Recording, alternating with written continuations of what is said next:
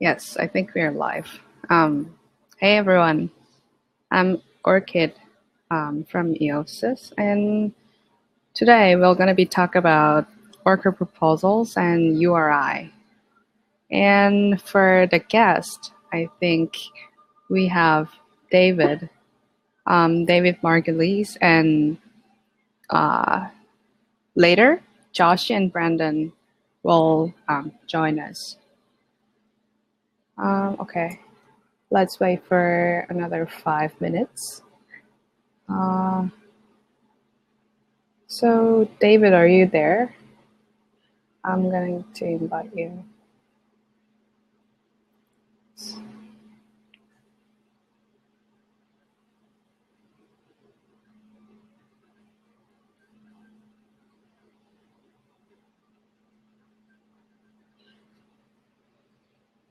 Okay, so I think everyone knows worker proposal, but for those who doesn't know yet, worker proposal fund is originally designed as the 4% inflation from the EOS itself.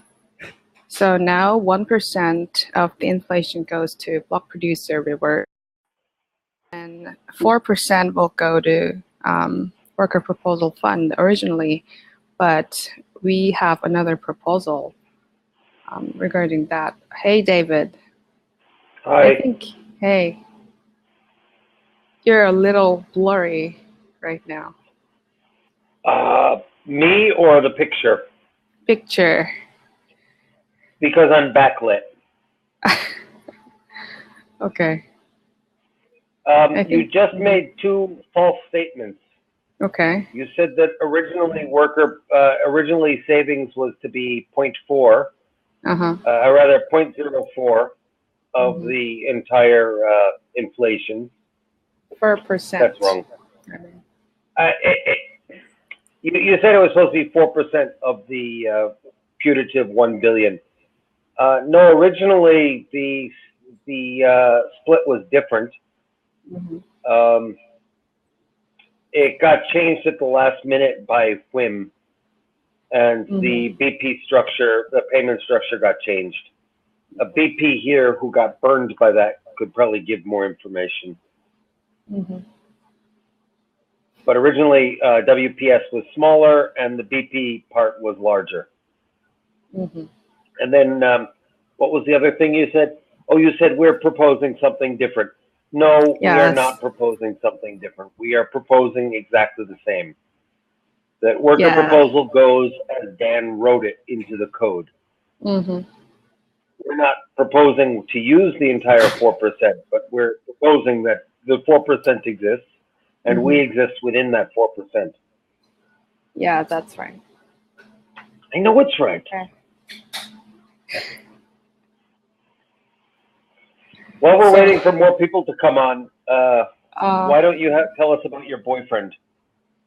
No, to be clear, I don't have any boyfriend. I wish I had. No, I don't want to talk about my non-existent boyfriend. And do you know where Josh and Brandon is? I think they're joining late.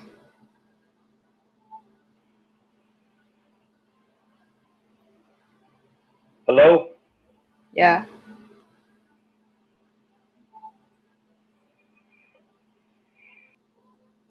Hey, other people are joining. Okay. I think David, the internet environment in Philippines is not as good as Korea, I think. Basically, yeah. And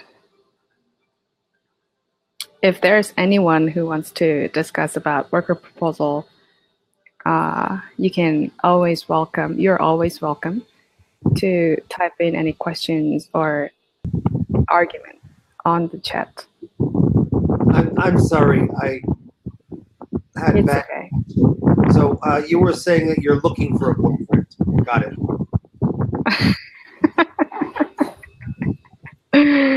No, actually not. Because, yeah, it's better without one. Because it gives you more time, more free time. Okay. I think we should be talking about it now. Because Josh and Brandon hasn't looked at the Telegram over 1 hour, so yeah, let's get started. How many Can I people? suggest how many people? You and I, for now. And we'll bring audiences if he or she wants to hop in. Okay, let's just get started. My first question is, will you briefly explain our proposal?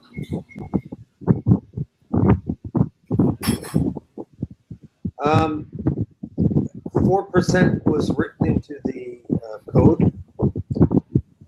Actually, 5% was. 4% was given to the WPS to use by the code. I believe that's correct.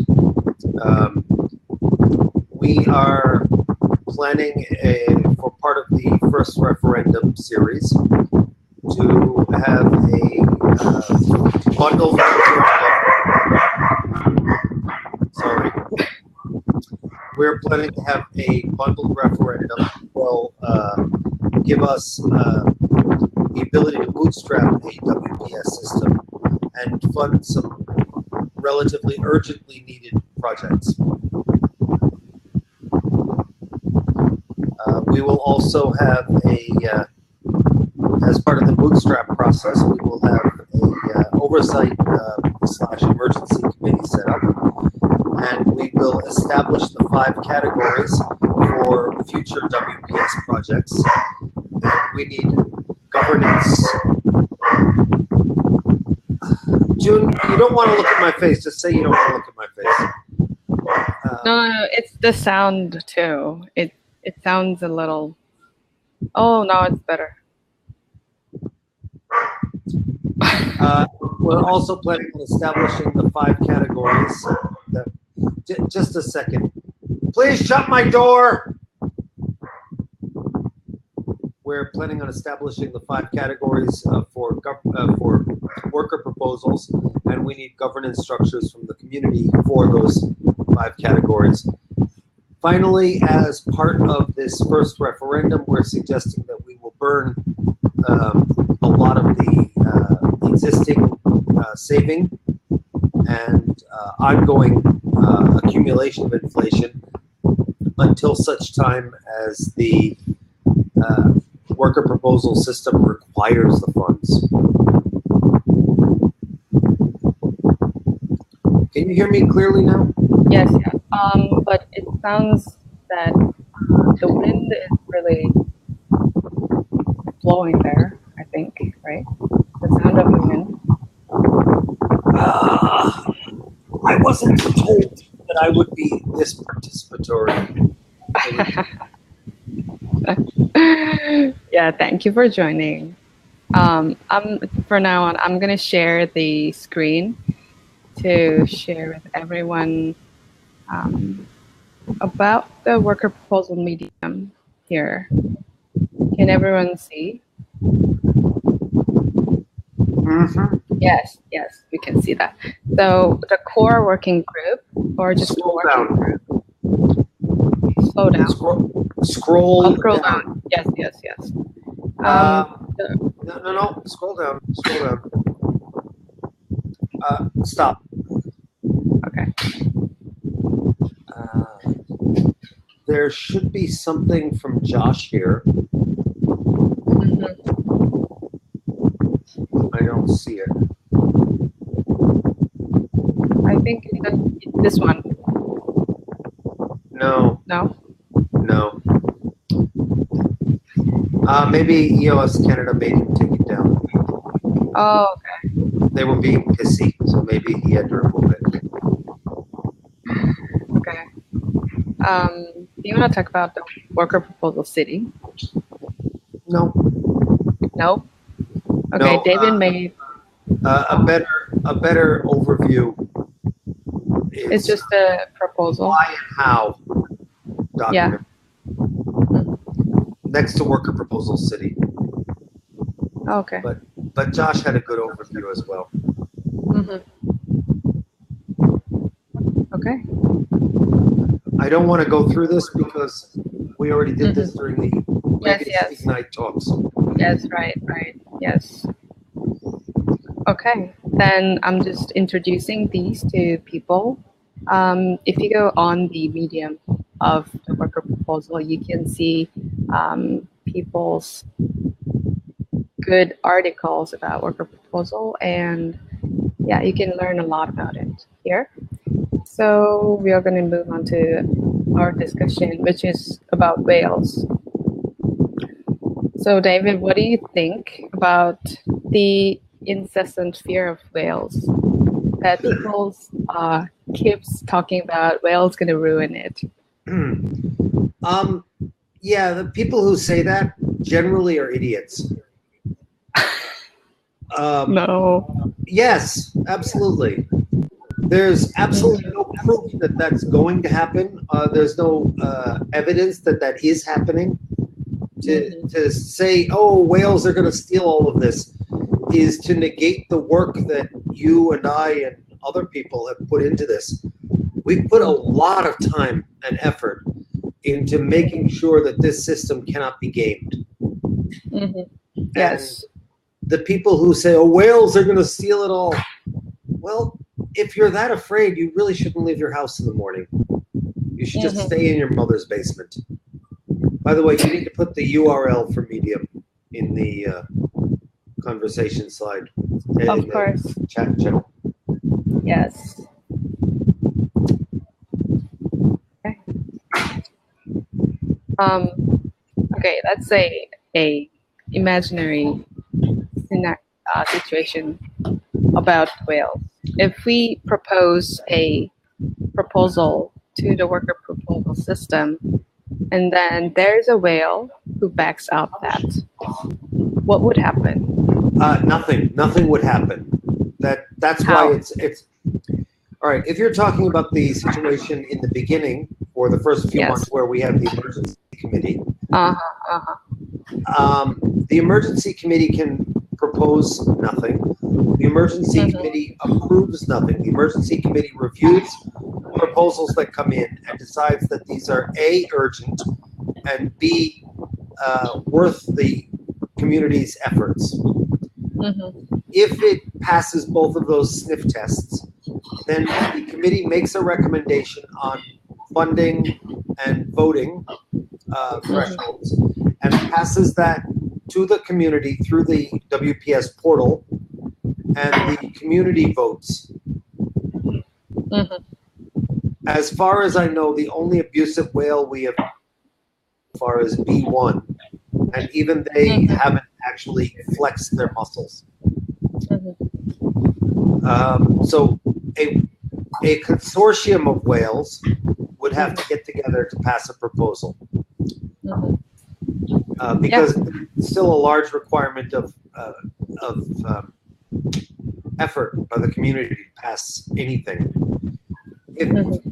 If a proposal doesn't pass those two sniff tests, let's say it's a good proposal, it's a worthwhile effort, but it isn't urgent, then it is deferred until the categories governance structures are put in place. So it would wait until the categories are up and running. And how the categories will handle it, I don't know.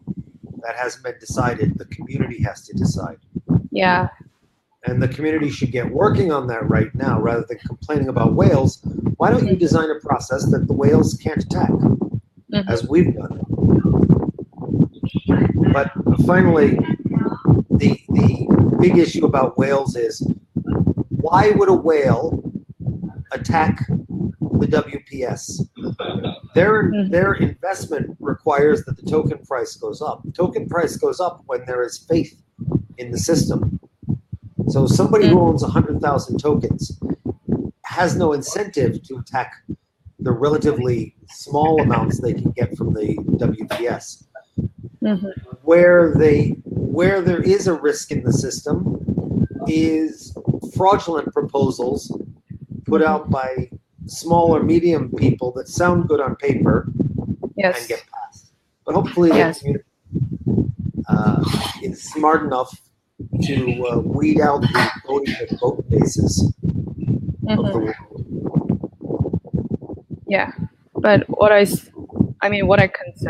concerned is that actually those kind of proposals would not be recognized at the first stage, but as the time goes by, after like 30 days or so, if they don't show up with any results that they have been making, then the emergency committee would know that they're not serious, right? Okay, again, the emergency committee is only looking at emergency proposals.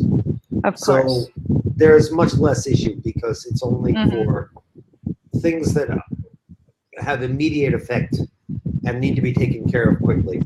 But also what's built into the system is every proposal must have milestones and they are paid in tranches. Yes. So if someone puts a proposal, I need 1 million tokens to do X, Y, Z. They don't get 1 million tokens on day one. They get some portion according to a budget with milestones attached. And if they do not deliver, they don't get any more payments. And if their behavior is egregious enough, then we would file an ARB claim against them on behalf of the community. Yeah. Okay, I think we can move on to the next question, which is another criticism. Like some people expect BPs to do the kind of proposals that benefits the whole community. Like other than ECAF, let's say BPs are actually obliged to do every other activities like GitHub repo management or the portal, making the portal itself. Again, the people who say things like that are just, they have their heads firmly up their descending colons. The idea that we should decentralize everything, but then give all the power and control to the BPs is just silly. Also, although many of the large BPs manage their own GitHub repositories, that shouldn't be something that we rely on for the entire community. How is a new developer supposed to find the code to work with if when he approaches EOS and says, hey, I'd like to start working on EOS, where can I get the code? We tell him, oh, well, there's no repository, but if you're really nice to EOS Canada or EOS New York, maybe they'll let you look at their code. That's untenable.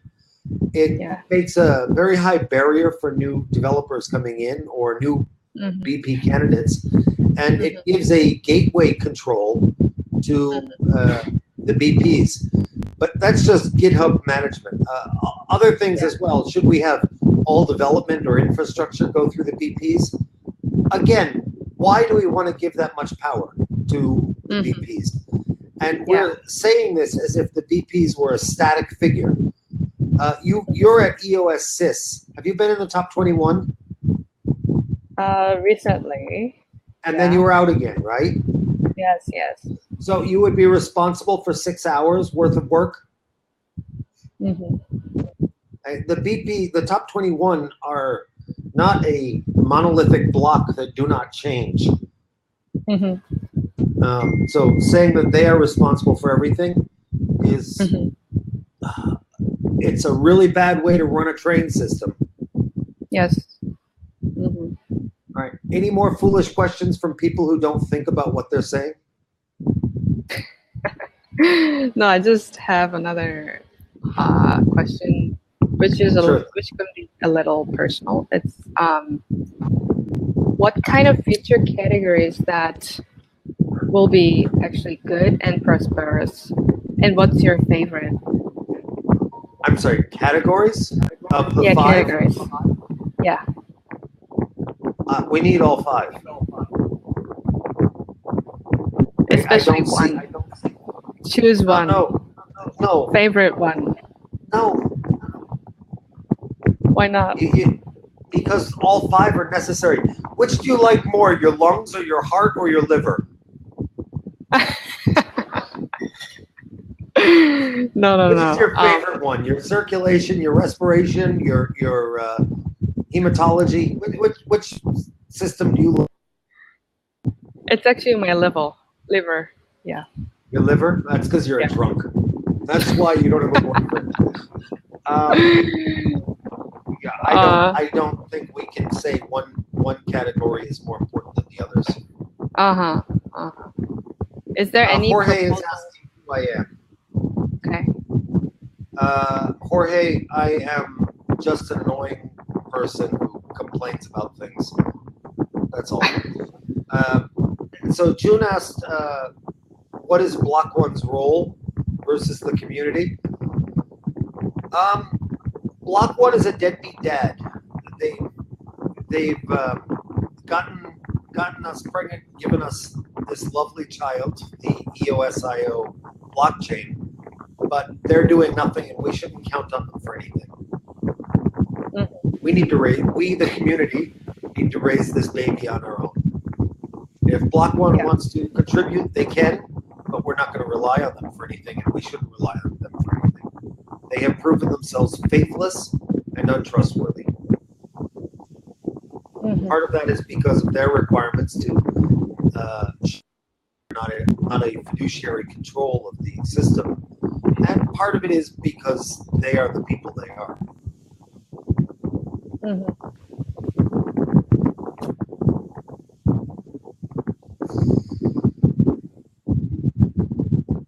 Did that answer your question? What my thoughts there, June?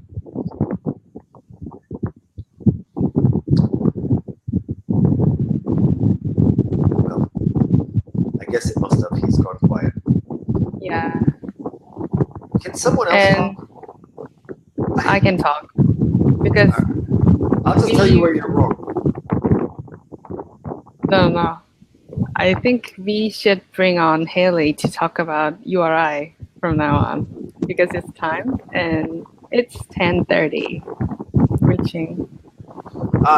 Before Haley comes on, I just want to say I gave June some grief about the title of this talk because it's Worker Proposals and URI, and a lot of people on Telegram have suggested that it's one or the other. Yeah. And what do you think about that? That's what I'm saying right now. It isn't one or the other. They are completely unrelated. It's like saying if you have money for grocery shopping, you don't have money for lunch. No, they're unrelated. So the URI could very well be a proposal in the worker proposal system. It could be possible. It doesn't need to replace the worker proposal system. And the idea that the worker proposal system is too big, so we should get rid of it and give money away to the world. That's kind of nonsensical.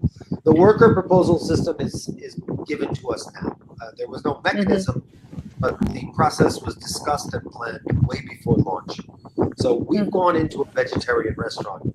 To say now we want steak on the menu is silly. Yeah. And I was actually surprised to see how many people are actually thinking that way, that it's either URI or worker proposal, but it's really not, right? Those two can be on the system at the same time and can run very well, like both of them. But I don't see why actually. There's two ways that it can happen. Either the URI has a referendum, and the referendum is passed, and the passage of the referendum replaces WPS so that we have no more support for the infrastructure or for the system. And instead we give money away for free. Mm-hmm. Or the referendum passes and we have increased inflation. So instead of 5%, it's 10%, say, Mm-hmm. and 5% goes to URI, and 4% goes to WPS, and 1% goes to the people who are producing the blocks. Mm-hmm. That's one option. Another option, excuse me, would be URI is a proposal put before the community. The community it goes to the WPS, and the community approves the vote. The WPS then funds URI through the WPS. Now, I mentioned we're going to be burning, but if we need to fund something really big and the community has approved it, like URI, then we can stop burning and start giving the money away to people who are outside the system and hope that that brings money into the system rather than just speculation. Yeah. All right, I'm done. Okay. Yeah, I just wanted to say it again, that worker proposal system and then URI is not A or B. It's A and B, right? Okay. Thank you, David, for this session has gone to interviewing you, but it was fun. That's and why I then, didn't yeah. want to do this. I knew this was going to No. It was okay. Please put a link to the Telegram, or I'll do it. You go ahead and talk. Okay. Oh, actually, Josh is here now. Yeah. And then we have Haley. Okay, Talking ended. Yeah, I'll just bring them all. Hey, Haley. Hi guys, can you hear me okay? Yes. Orchid, before you Yes. before you and Haley get into it, I put the link there for the Telegram group. Uh-huh. Explain What do what you it is. You mean invite? For the public Telegram group where people can talk. Oh yeah. How do I mute myself? I'll mute you. I know you want that power. Okay. Oh. Why isn't it muted? Okay, did it. Oh, that's so much better. Okay, Josh and Haley, thank you for joining. And yeah, David's again there. Okay, so now we're talk about URI, Universal Resource Inheritance, right? That has brought up by Dan recently regarding the RECs. So Haley, would you like to explain a little? About Rex or about URI? URI. So, like, I've been part of the discussion for a while, and I have to admit, like, I myself am a little confused. My interpretation is Dan is kind of thinking outside of the scope of EOS for URI. And personally, I agree with a lot of the sentiment David was talking about. I think a lot more can be achieved with the inflation strategically. So I love the concept of UBI. I love EOS as a tool, but I haven't been, when the convo kind of went to URI implemented on EOS with the inflation, I kind of lost the group there, or the part of the community went and ran with that. And I have some serious hesitations about that concept. So I guess I didn't explain it. That just explains my stance. But yeah, I haven't seen Dan specifically propose using the inflation in URI. I've seen him not squash just not reject the concept, but I haven't really seen him throw a lot of support behind it. That's my personal opinion. Okay. Why do you think that URI is? Why do you oppose to the idea? I just don't. So I love UBI in a national context. You know, I think Josh and I were both from Canada. So if in Canada they came out and they said, for certain reasons, hey, we're thinking about a UBI program for these reasons, our welfare system isn't efficient, I would be in full support of it. The reason I don't love it on EOS is, well, first of all, like when you get taxed, right? No one likes getting taxed, but often you accept it because you go, okay, well, I get taxed, but we have hospitals, there's roads, there's schools, there's courts. You know, I love these things, and you know, that's why living in my nation is great. So I can't really complain. With URI, in the first 3 months of EOS going live, with talks about the inflation going to URI, we're getting taxed. We haven't built our schools. We haven't built our court systems. We haven't built all this stuff that usually you're okay with tax, right? You're okay. I pay tax, but there's a police force that keeps me safe. EOS doesn't have a judicial system, an enforcement system. There's so much stuff we need to build. I just don't think this is where these funds should go and where our efforts should go right away.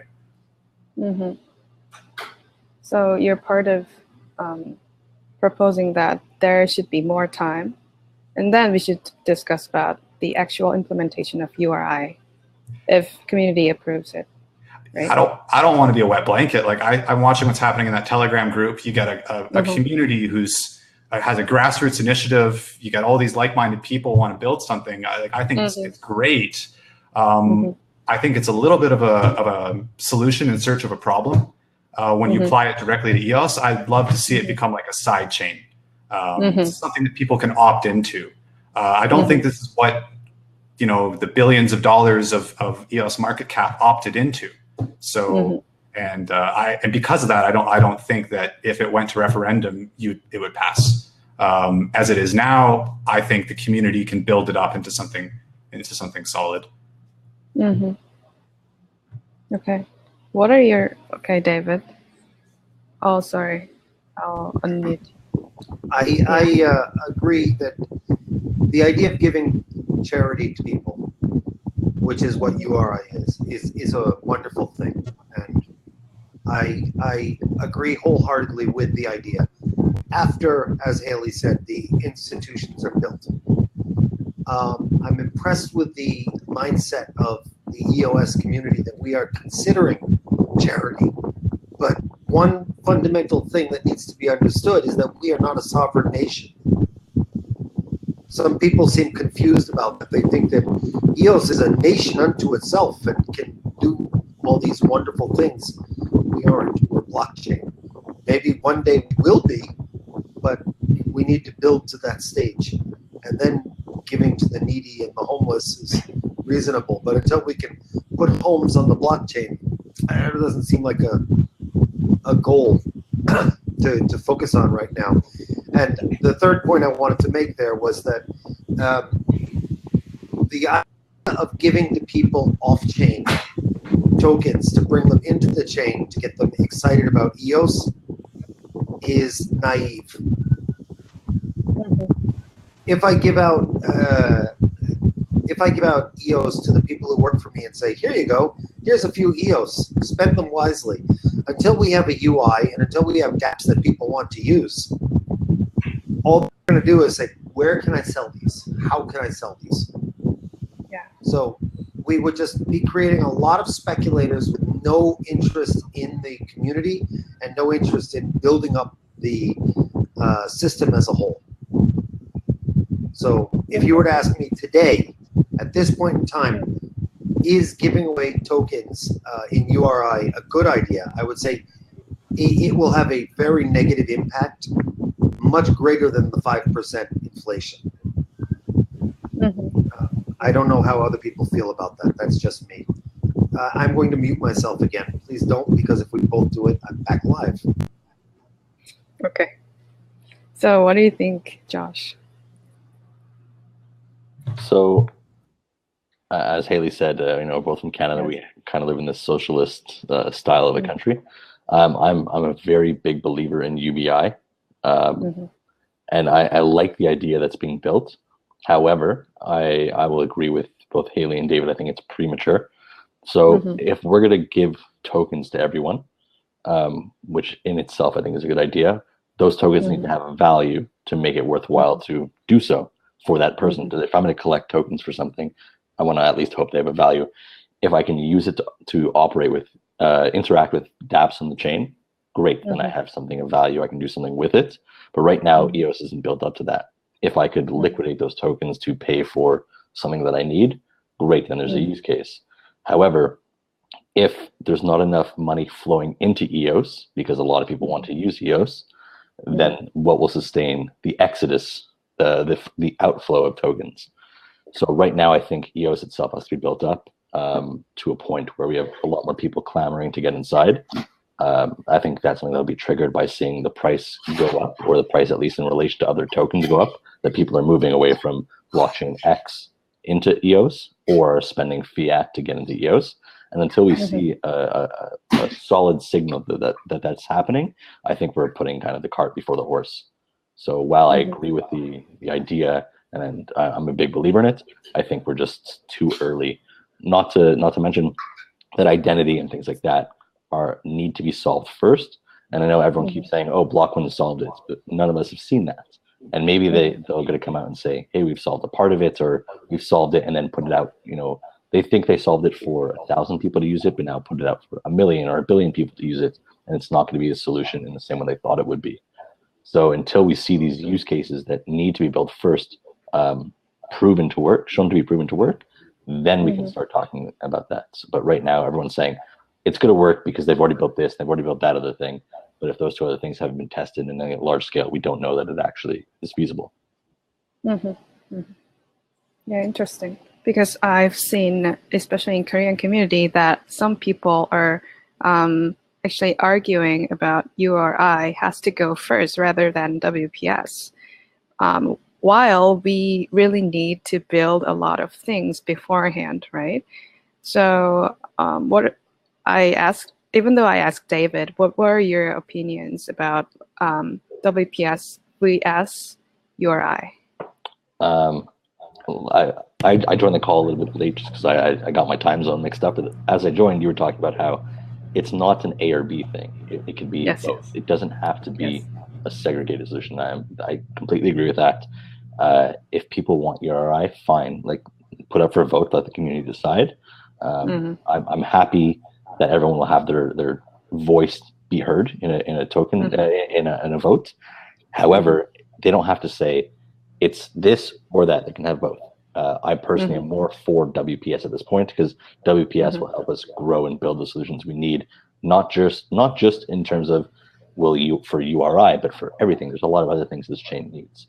So I think that'll also create things that'll make the token price go up, make the token price in relation to other blockchains go up, drive adoption, drive innovation, make it easier for developers to develop on EOS. So I think that'll actually spur a lot of what's needed for URI to actually take off and be a stronghold for EOS. Okay. Yeah. I would agree, and I think like the market cap is $4 billion. It's been much higher, and so there's that much EOS out there that people are holding, and for the majority of them, they opted in based on what was in the white paper. The Worker Proposal Fund was in the white paper. A lot of the stuff that we're still building, was promised. So like URI, it's a cool new concept. It's in its infancy, but it's not what was promised. And if to try to switch it out for WPS at this stage, it's kind of almost like a bait and switch. And that's to David's point, we're not a sovereign nation.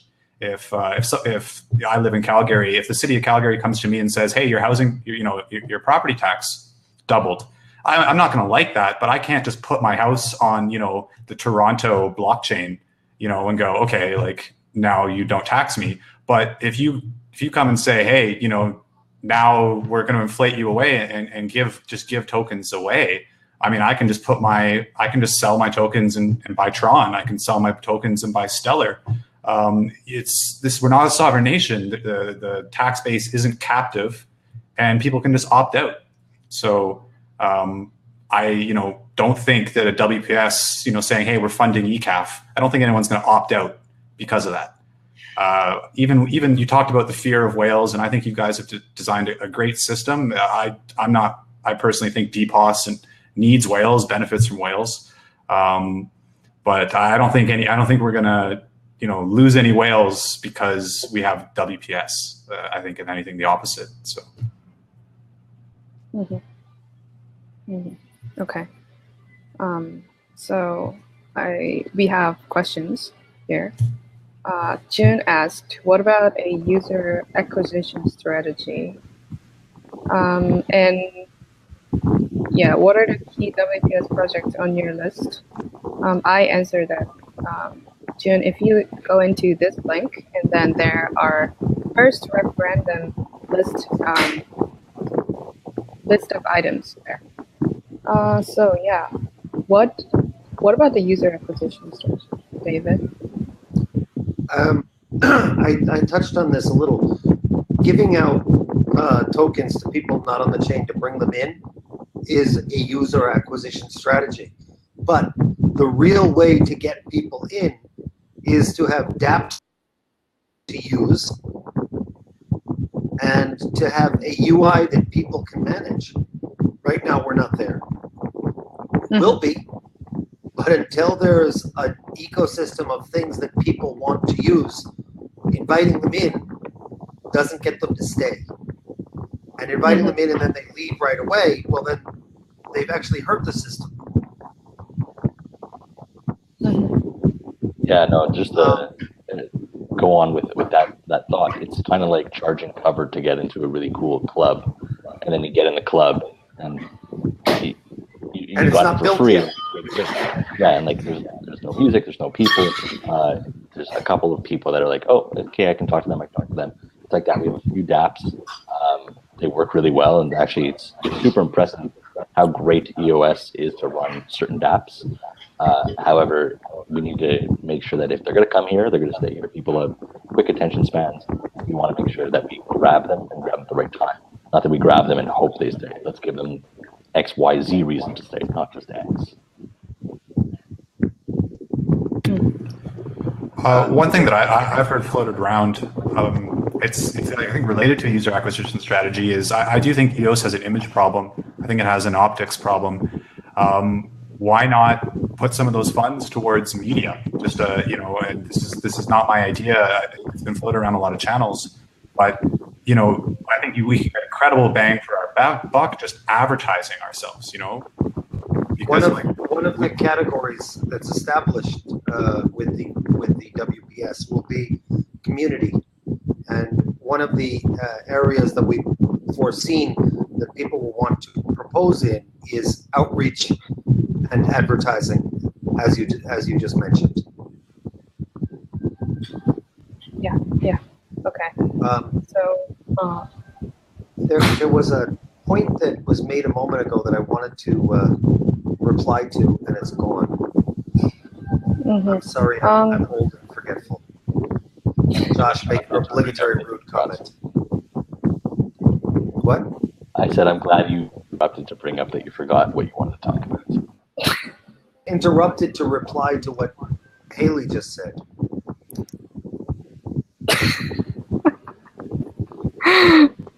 Do you remember? No, it's gone. No, okay. So let's move on to another question. Jay just made a comment that he said that teams could propose a project and projects are voted on and then teams bid to do them. That's actually close to what we originally designed, but not what got built so far. But since we're at the emergency committee stage, there's time to change that. And one of the categories may very well run that way.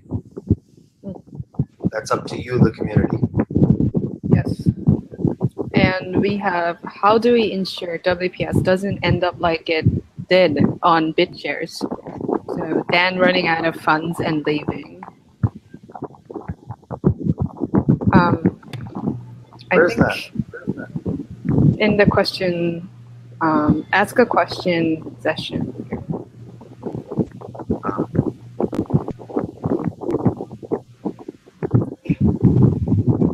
I'm not familiar with the BitShares.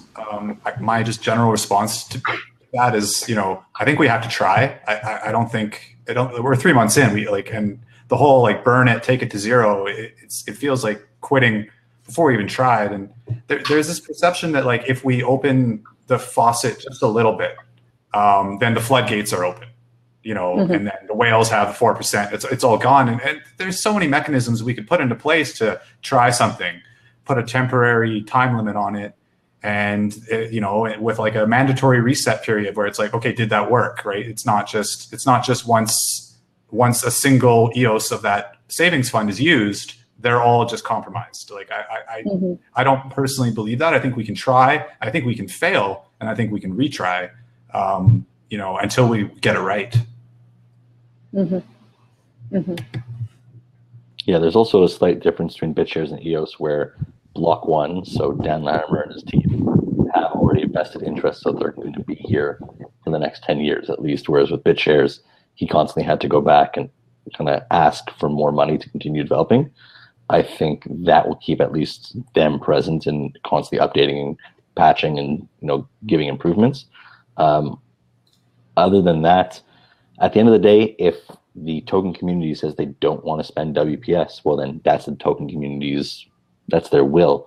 As much as I don't think that that's a wise decision, if that's what happens, who am I to say that they're wrong? Because the voice of the people has spoken. So while it's a fear I have, I don't think it's going to happen personally. People see what closing that faucet did towards BitShares. BitShares is one of the most widely used blockchains before Steam and EOS came around, yet not many people actually use it. It's very utilized by the people who are in that community, but outside of that, it doesn't grow. I think part of that is because it was kind of kneecapped by losing Dan and what he could bring to the project.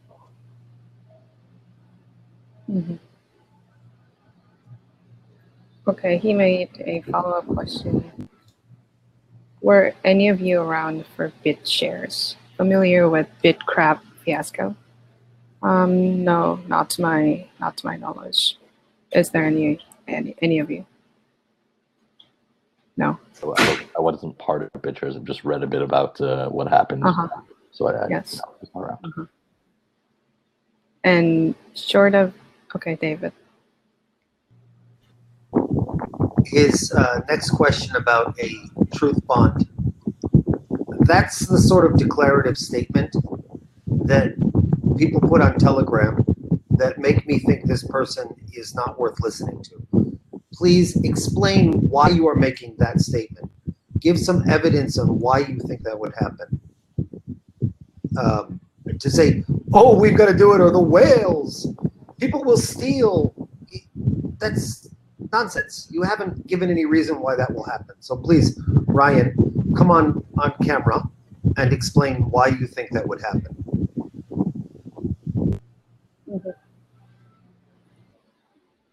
Do you want to jump in, Ryan?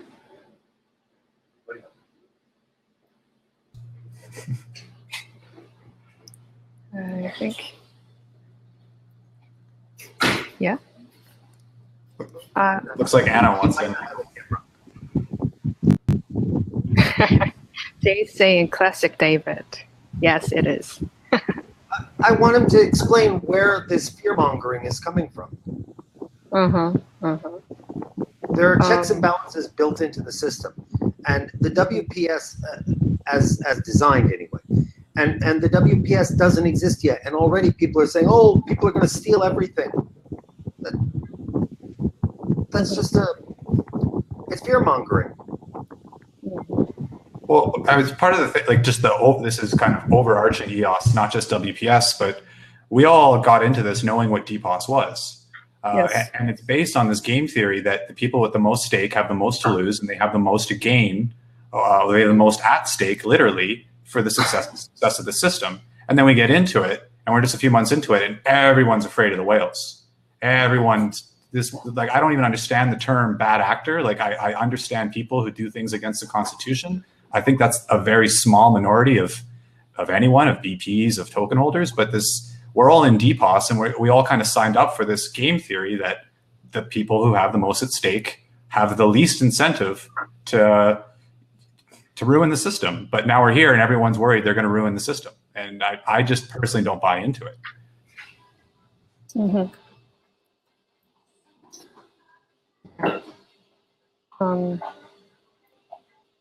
And SVSN is saying, whatever we call it, inflation or tax, I'll not put my money onto some chain to lose some of it as a tax. What do you mean by? I think I understand the question. He's basically saying, yeah. I don't want to hold EOS if EOS is going to have inflation, because then the value of my EOS is going to increase.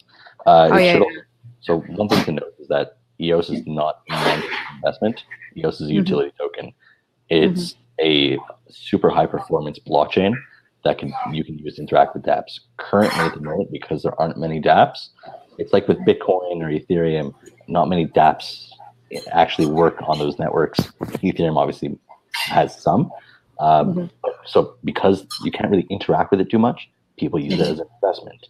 They want to speculate, and that's fine for someone who wants to do that. But EOS has never marketed itself as that. It's actually marketed itself as not that specifically.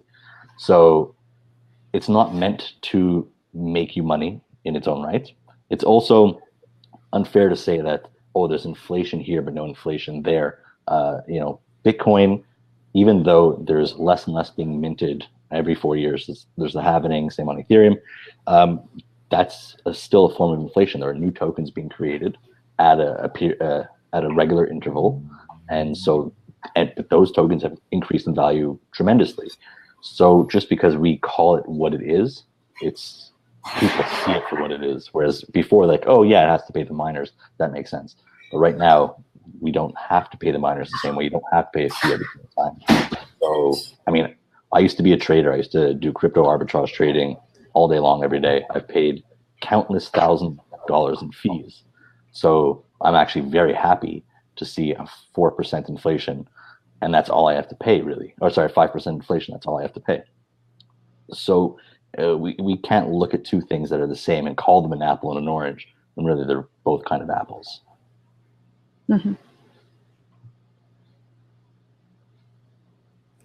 Any other opinions?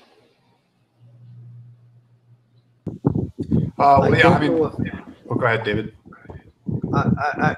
I was going to say, I don't know of any currency that's functioning that isn't inflationary to a certain extent, because more people are born all the time, and so more currency needs to be created. As an economy grows, there's a need for more currency.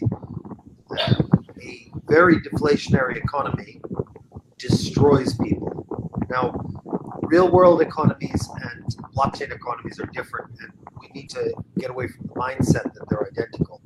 There are a lot of people who say, well, we should do deflationary because that's best for the economy. No, it really isn't. We are, at this point, only a chain. We don't have a real-world economy to back this up. But we do need some inflation if we are going to have growth. We need growth if we're going to have inflation. One without the other is not going to work. And growth doesn't just mean new people coming in, it means usage. And as Josh pointed out, we are a usage token. We are a utility token. So if we end up with a price of $3, but a gazillion people using it, that's a win-win for us. Not for the BPs, who will feel the pinch, but it definitely is for the rest of us. Yeah, inflation's a powerful force. One thing that I see a lot of people come out with this whole let's pay in crypto, hey, let's pay in crypto, and I've always struggled with it because I work, I don't make an income in crypto. I've always made Canadian dollars, so I have to jump through a fiat gateway just to acquire Bitcoin or whatever it was in the past, and because it's just non-inflationary, and all people have seen is it go up over time. Why would I ever spend that on a cup of coffee when 5 years from now that cup of coffee is going to be worth a car? As far as history tells us, right? And inflation is powerful because your money's losing a little bit of value every day, you might as well invest it, you might as well spend it. You kind of have to be active with it. If a non-inflationary system, it incentivizes you to just sit on it. A deflationary system, even more so. You don't use it. You just want to hoard it all. Mm-hmm. Mm-hmm. And Ryan just made a follow-up question. David, are you more interested in price rising or acquiring users? I'm interested in a combination of the two. It's not a Weasley answer, although it sounds like one. I think we need to bring more people in, of course, and sorry, let me start again. We need to bring more people in, and we need to make the token a useful token. The price is meaningless. I don't care if the price goes to 50 cents, but the BPs will die if that happens, and that will destroy the network. So the balance is probably about $5. And hey, we're seeing that happen. So I think we need an influx of new people, and we need to get rid of the speculator mentality that's come over from Bitcoin. Yeah, I think I'm just going to add on to that question. Between more users and a higher token price, more users, as long as they have a need to use the token, should drive up the price of the token. But if we get more users that come in and they say, what can I do with my EOS? And they don't have much that they can do, well, then they have no reason to acquire more EOS to interact with the chain. So there's no increase, there's no inflating pressure on the price. If the price of EOS increases, and it's just because the crypto market as a whole rises, we should see some users come in. But we want long-term users. We don't want to see a user come in just because, hey, the price went from 5 to 10, so they want to ride that wave and hope it goes even higher. Because if the price then drops down again, they're not going to stick around unless they have a reason to continue using their EOS tokens. And by continuing to use EOS tokens, they should help to keep the price up. So they're both kind of work in symbiosis. But really, at the end of the day, if there's no usage of the token, then there's no reason for the token to remain high in price. So that's why usage is actually, in my mind, more important, because that will actually drive both. Mm-hmm. Mm-hmm. And actually, Anna was asking a question. Yes. Could the WPS... Go ahead, Orchid, go ahead. Okay. Could the WPS be replaced by simply using referendum? Either a proposal for fund passes it or it doesn't. So it's worth noting that a referendum is a perfectly acceptable way to access the WPS funds. The WPS system that a group of us have put forth is not the sole access point to the EOSIO.saving account. No one's a gatekeeper in this community. Not us, not BP, no one. Maybe 15 or 21 BPs actually, because they can kind of change the code. But that being said, at any point, I can make a referendum that says, hey, let's give 2% of the tokens to Doghouse. And as long as there's enough people that vote for that, then that's fine, because the referendum shows the will of the community. The BPs are supposed to enact the will of the community. And so that's a way to access the funds. And that's part of our proposal, is that even the oversight committee that we would like to create there is to help people who don't want to go through a category. And sorry, I know David wanted to stop me there. I said the oversight committee. I should say the oversight category under its purview should be to help users that don't want to go through a category such as development or infrastructure or any other categories that we haven't listed as what we think is being needed, to help them go through a referendum process directly to the token holders. So that's always an option for people to use. I was thinking about how to answer Anna, and I guess one thing I didn't know is for the worker proposal system you guys have designed, if a proposal wants to go through, what voting threshold needs to go through? Because the first thing that pops into my mind is it's way harder to pass a referendum at the 15% threshold than it will probably be to pass some of these proposals. So it's kind of like you pass the one referendum for WPS so you can roll them out. Yeah, I'm done. Good. As you just said, the WPS system needs to be bootstrapped, and that's at a referendum level. Once we get permission to set up the system, the system will have lower thresholds set by the individual categories, or maybe on proposal by proposal basis. And those individual thresholds will be different depending on what the community decides. So referendum is the nuclear option. It requires participation from a large number of people across the entire community. Once this is launched, we hope to have more targeted and more specific, I've lost the word. Josh, give me a word. I'll take off. I'll kind of answer the question. The whole idea is that there is no answer to the question. The reason being is we started looking at what should the answer be, and then we realized it's not up to us to decide that. How are we going to say, hey, it needs 10% participation or 5% participation or whatever number it may be? The community has to decide that, and it could be different for the development category. It could be different for the community category. Maybe the community category that's going to fund things like, 150 tokens for a meetup, or 50 tokens to pay for, pamphlets, or to make a video or something like that, doesn't need the same threshold as someone creating a high level DApp that's going to be for a community good for everyone. So the community is going to have to decide for each category what they think those thresholds could be. Some things we've talked about is, let's say a category creates a committee to run that category, and there's, let's say, 7 people on the committee, and 7 people say, hey, this is a great idea. Well, maybe the voting threshold for something that gets 7 out of 7 votes should be lower than something that gets 4 out of 7 votes from the committee. The committee doesn't say this will pass or this doesn't, but it may say the community has chosen us to help vet projects. If our vetting is correct on behalf of the community, which it essentially should be because they're keeping us in place as the committee for this category, then we have the right to lower the threshold needed for a project to pass. However, if only 4 of 7 say it's a good idea, then it would still need to have the maximum threshold participation that's needed by that governance structure. So the answer is there just is no answer. To be clear, Josh is saying committee right now, but a category might not be committee run.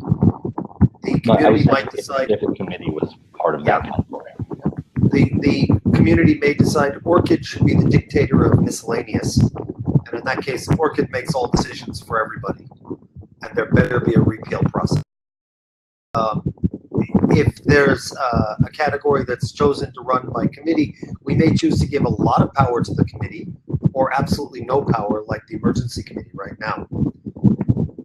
If we give a lot of power, then as Josh says, there might be thresholds where under 5,000 tokens, the committee can award without going to the community.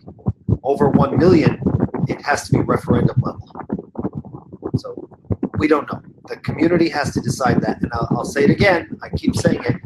You guys need to, the token holders, need to come up with governance structures. You need to make your governance structures for those categories now. I would suggest going on Medium, reading what we have there, and start thinking about how you want to run that category and write up a proposal. So Ryan asked another question. What are the most needed projects to be funded by WPS? I think he's asking about the emergency project that has been put on the Medium. So I'm going to share the link again. Okay. The 4 that we put on Medium we thought were the most urgent. And those are the ones we were thinking of bundling, or at least including with the first referendum for WPS. But that said,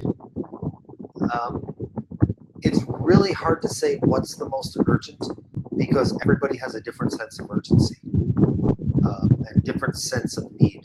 The DApp developers might feel that a development platform is urgently needed, whereas the BPs might feel that investment in, I'm pulling this out of thin air, an undersea cable between 2 continents is more urgent. So that's where they should hold the funds should go.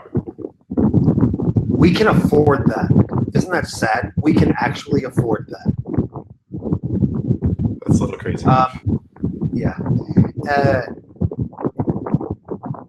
My personal feeling is the proposal that Josh suggested earlier, of all 2% of all tokens go to David. I think that's the most urgent, and I really hope you start voting for that now. That is. Okay, so as the time passed 1 hour right now, only 2%. Yeah, June is saying only 2%. 2% is a lot, actually. 2% of 1 billion, I'll take it. I want to say something before we go. Okay. I'm a little mean to people sometimes, and I'm sorry about that. Ryan asked questions in good faith, and I kind of stamped on it, saying that's just fear mongering. The truth is, I'm a little frustrated and impatient because of the Telegram communications that everybody has had, and it tends to be very polarizing.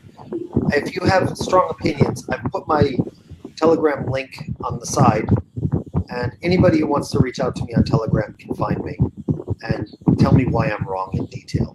And I'm happy to have more polite conversations. I do want to hear what other people are saying. I don't want to just stamp on people and say, that's wrong. Although that is my conversational style. Yeah. I would say it is just David. Yeah.